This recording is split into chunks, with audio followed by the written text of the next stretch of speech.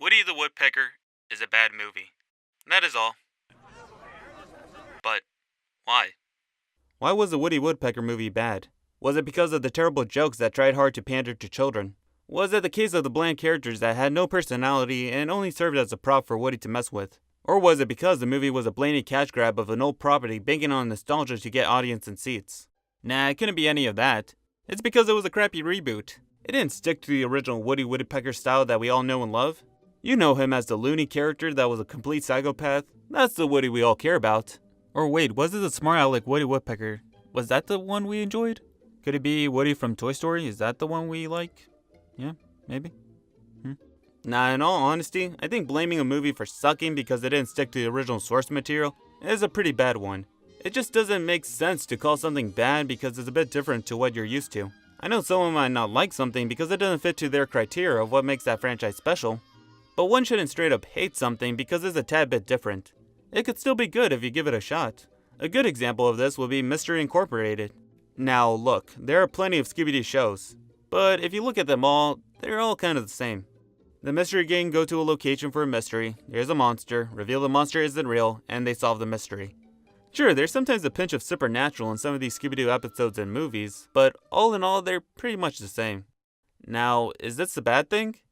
Absolutely not. Enjoying the same tried and true formula is fine, if you can still find enjoyment out of it. Not everyone needs something new and fresh to get a thrill out of it, but I do think that a little bit of difference isn't a bad thing. Mystery Incorporated still has monsters and mystery, but it also has drama, twists, suspense, and Scooby-Doo wanting Shaggy. I'll admit, it wasn't something that I watched when it came out, and account for its serious tone that my younger self didn't want to see at the time.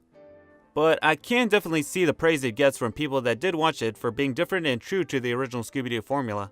It's still Scooby-Doo, but just different enough to engage new and old audiences alike. So a little bit of difference is good, but what if we crank it up a little higher?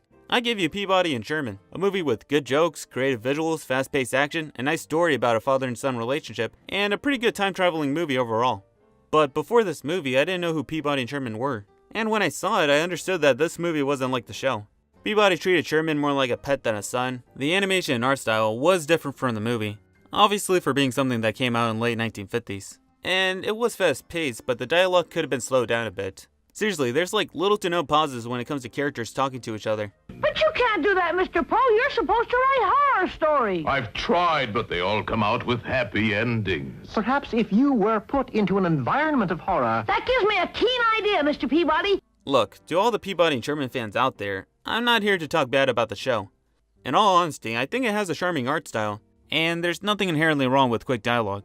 But what I'm trying to get at is that sometimes a reboot or revitalization that doesn't have strong ties with the original property isn't all that bad. Take 21 Jump Street, where the directors and writer just took a premise and just did whatever they want with it, making a pretty ridiculous and fun movie. Contrary to the original, that was a bit more serious and realistic, and holy crap, that explains the Johnny Depp cameo. Yeah, I'm not a historian on every reboot or revitalization, but that's what I like about these two movies, that you don't need to know anything about the original source material to enjoy the film. And that's what I think what makes a good reboot or revitalization. Something that is entertaining and that doesn't rely on nostalgia or previous knowledge to fully enjoy the film. Now, is a reboot bad if it's like the original source material? No. Take the Peanuts movie for example. It's Peanuts just stretched out for a movie in a different art style, but still Peanuts. And it's pretty good. But if you're going to make a reboot of something that is a bit outdated like the Flintstones by having the same laugh track and overused backgrounds and characters, then that's not going to sit too well with audiences. The Flintstone movie kind of had the same feeling of the show, with the same smell of laziness like it, and just doing mundane everyday tasks, without using their prehistoric setting to their full advantage. And both movies were basically the same story about not letting greed get to your head. And that's pretty much it. In truth, both Flintstones movies are pretty boring, and they could both suck my Dino dick. Now, what would make an interesting Flintstone movie is if they took the prehistoric setting and did something cool about it, like having the environment shift where it affected their world in a drastic level, and a kind of end-of-the-world style. And I just explained the crudes. Overall, a reboot or a revitalization isn't good based on how faithful it follows to the original source material, but by how it adapts itself to reach today's audiences and be entertaining on its own rights. And like I said earlier, it's okay to not like a reboot or revitalization because it doesn't reach your criteria of what it should be about. This video was just here so one does not quickly judge a movie or show that's not exactly what they're used to from that franchise. Oh yeah, but Woody Woodpecker the movie still sucks.